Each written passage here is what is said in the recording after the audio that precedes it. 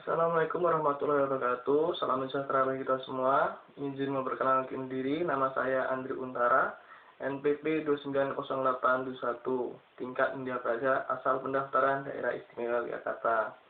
Nah, di sini saya akan menjelaskan tentang manajemen strategi.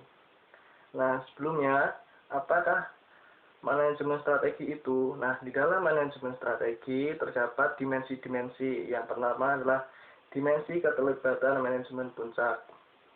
Yang kedua, dimensi alokasi dana, sarana, dan prasarana. Ketiga, dimensi waktu keputusan strategi. Yang keempat, dimensi orientasi masa depan. Yang kelima, konsekuensi isu strategi yang multifase.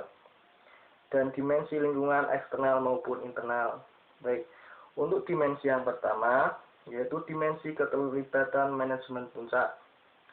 Salah satu sifat keputusan strategi ialah bahwa keputusan tersebut menyangkut seluruh segi organisasi. Karena pada tingkat manajemen puncaklah akan tampak segala bentuk implikasi, ramifikasi berbagai tantangan dan tuntutan lingkungan internal dan eksternal. Yang selanjutnya adalah dimensi alokasi dana, sarana, dan prasarana. Di sini manajemen puncak berperan sebagai integritas dari berbagai satuan kerja yang merasa berhak atas pengelolaan dana, sarana, maupun prasarana, serta tenaga kerja. Yang ketiga adalah dimensi waktu keputusan strategi. Salah satu ciri keputusan strategi ialah jangkauan waktunya yang relatif jauh ke depan. Apakah itu 5 tahun ataupun 10 tahun, bahkan lebih, yang disebut dengan jangka panjang. Penting untuk diperhatikan bahwa sekali manajemen puncak membuat suatu keputusan, maka keputusan tersebut akan dijadikan dasar atau cita-cita organisasi. Nah, selain itu, dimensi orientasi masa depan. Di sini, suatu organisasi membutuhkan seorang manajer handal yang memiliki sikap antisipatif. Dengan sikap itulah, manajemen akan lebih siap menghadapi tantangan perubahan.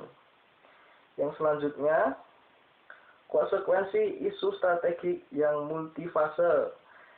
Salah satu dimensi keputusan strategi ialah bersifat integratif dan koordinatif. Karena keputusan strategis biasanya menyangkut semua komponen atau unsur organisasi. Nah, yang terakhir adalah dimensi lingkungan eksternal dan internal. Seperti yang kita tahu bahwa dalam organisasi ada kendala maupun peluang dari dalam maupun luar organisasi yang dimana kita harus mengelolanya. Ya, selanjutnya perlu kita tahu tujuan dan manfaat manajemen strategis tersebut. Yang pertama adalah tujuannya, memberikan arah pencapaian tujuan organisasi ataupun perusahaan. Yang kedua, membantu memikirkan kepentingan berbagai pihak, karena organisasi atau perusahaan harus dapat mempertemukan kebutuhan berbagai pihak. Yang selanjutnya, mengantisipasi setiap perubahan kembali secara merata. Manajemen strategi memungkinkan eksekutif puncak untuk mengantisipasi perubahan yang ada. Yang keempat, tujuan yang keempat yaitu berhubungan dengan efisiensi dan efektivitas.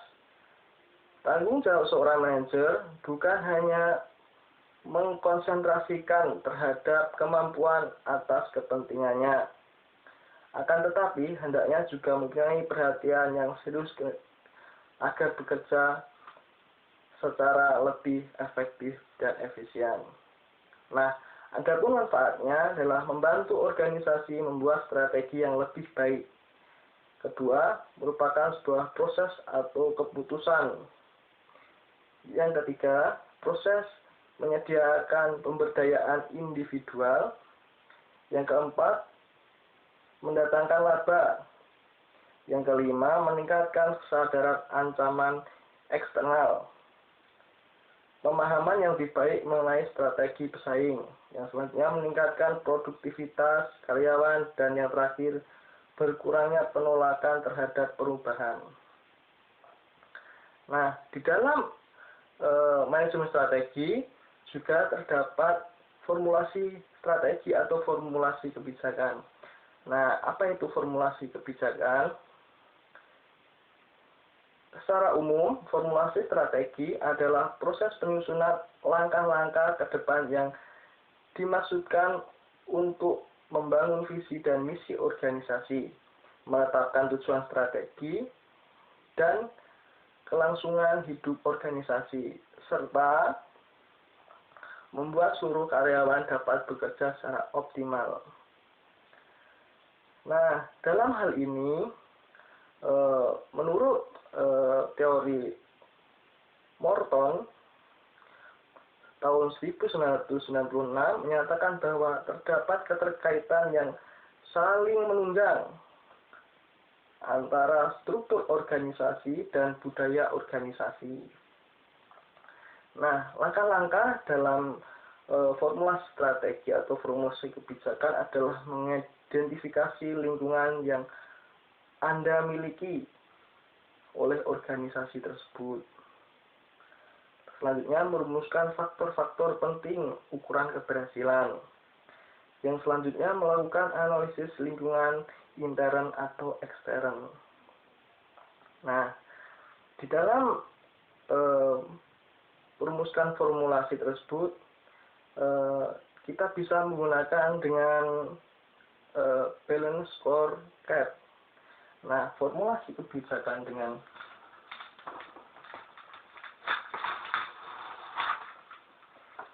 balance scorecard. Apa itu balance scorecard? Nah, balance scorecard ini merupakan kartu berimbang yang digunakan sebagai media untuk mengukur aktivitas operasional yang dilakukan sebuah perusahaan. Dengan menggunakan balance scorecard, perusahaan menjadi lebih tahu sejauh mana pergerakan dan perkembangan yang telah dicapai. Balance scorecard juga bisa membantu perusahaan untuk memberikan pandangan menyeluruh mengenai kinerja perusahaan. Balance scorecard merupakan strategi manajemen untuk meningkatkan, mengidentifikasi, dan mengukur beberapa fungsi internal dan bisnis, dan bagaimana hasil eksternal dari bisnis tersebut. Nah, dalam balance scorecard tersebut terdapat beberapa perspektif. Nah, yang pertama adalah perspektif keuangan, financial perspektif. Ini berkaitan dengan pemasukan dan pengeluaran perusahaan karena perusahaan harus bisa mengelola keuangan dengan baik supaya keuangannya terus stabil dan meningkat.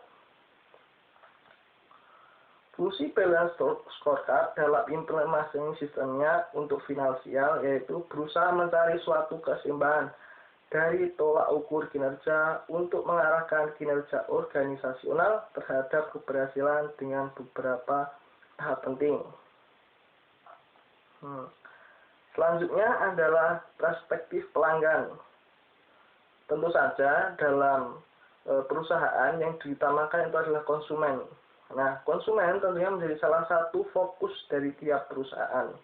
Customer perspektif atau perspektif pelanggan berkaitan dengan cara perusahaan melayani pelanggannya. Semakin baik, semakin puas pelanggan, maka akan meningkatkan perspektif pelanggan tersebut terhadap sebuah perusahaan.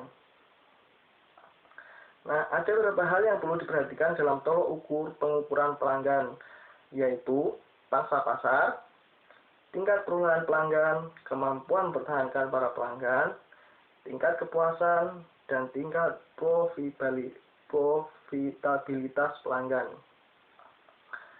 Yang selanjutnya adalah perspektif proses bisnis internal. Nah, ada beberapa tahap dalam perspektif ini, yaitu adalah tahap inovasi, yaitu kita harus berinovasi di dalam perusahaan tersebut agar terus maju. Yang selanjutnya adalah tahap operasi, Nah, pada tahap ini mencerminkan aktivitas yang dilakukan oleh perusahaan mulai dari penerimaan pesanan dari pelanggan maupun melayani pelanggan tersebut. Yang ketiga adalah tahap purna jual, yaitu ketika kita menjual barang atau jasa yang membuat pelanggan kita menjadi puas. Nah, yang terakhir adalah earning and grow perspective. Faktor utama yang mendukung jalannya perusahaan selain modal yaitu para karyawannya, karena tanpa karyawan perusahaan tidak dapat mencapai target yang maksimal. Nah, selain itu ada juga analisis SWOT yang salah satunya adalah analisis SWOT sangat berguna dalam sebuah perusahaan ataupun organisasi.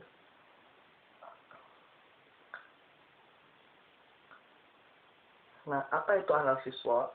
Analisis SWOT merupakan salah satu metode analisis situasional yang menitikberatkan pada identifikasi beberapa faktor secara sistematis dan merumuskan strategi perusahaan, organisasi, atau lembaga. SWOT adalah singkatan dari strength, kekuatan, weakness, kelemahan, opportunity, peluang, dan threats, ancaman. Yang pertama kita bahas adalah strength atau kekuatan. Anda harus mengenali dan memahami kekuatan terbesar dari bisnis yang sedang dijalankan.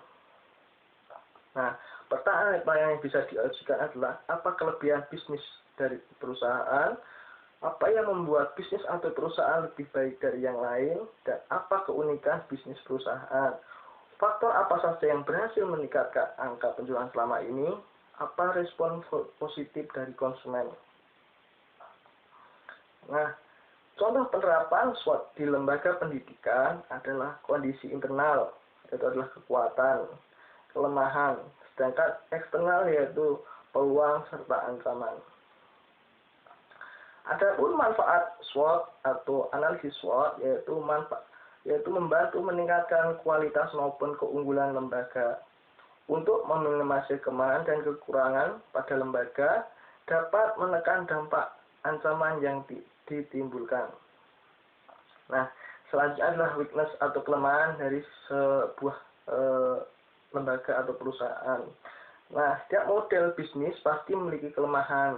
Nah, untuk mengatasinya ada beberapa pertanyaan, yaitu apa yang wajib ditingkatkan, menurut apa saja yang harus dihindari, apa saja faktor yang menyebabkan kerugian. Nah, tindakan yang harus dilakukan untuk mengatasi kelemahan tersebut harus ditentukan secara pasti. Selanjutnya adalah opportunity atau peluang. Ini merupakan faktor eksternal dari sebuah organisasi atau perusahaan. Sebagai pemilik ataupun pengelola bisnis, segala macam peluang pasti dapat dipantau dan diambil demi perkembangan masa mendatang. Nah, pertanyaannya adalah apa yang sedang berkembang sebagai tren bisnis dan relevan dengan perusahaan Anda. Yang selanjutnya adalah peluang jenis apa yang selama ini dilihat sebagai peluang bisnis. Yang selanjutnya adalah threats atau ancaman. Nah, semua jenis bisnis selalu menghadapi berbagai ancaman yang jika dibiarkan begitu saja akan membuat perusahaan menjadi tumbang atau menurun produktivitasnya.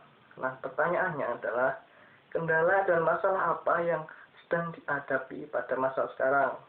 Apa saja solusinya? Dan apa ada faktor kebijakan dari pemerintah atau konteks lokal yang mempengaruhi timbulnya ancaman ini? Yang terakhir adalah apakah ada kondisi atau konteks internal yang berpengaruh hingga menyebabkan ancaman tersebut. Nah, saya rasa demikian pemaparan saya terkait dengan manajemen strategi, balance scorecard, dan analisis SWOT. Saya harap dapat berguna. Sekian dari saya. Bila ada salah kata, saya mohon maaf. Wassalamualaikum warahmatullahi wabarakatuh.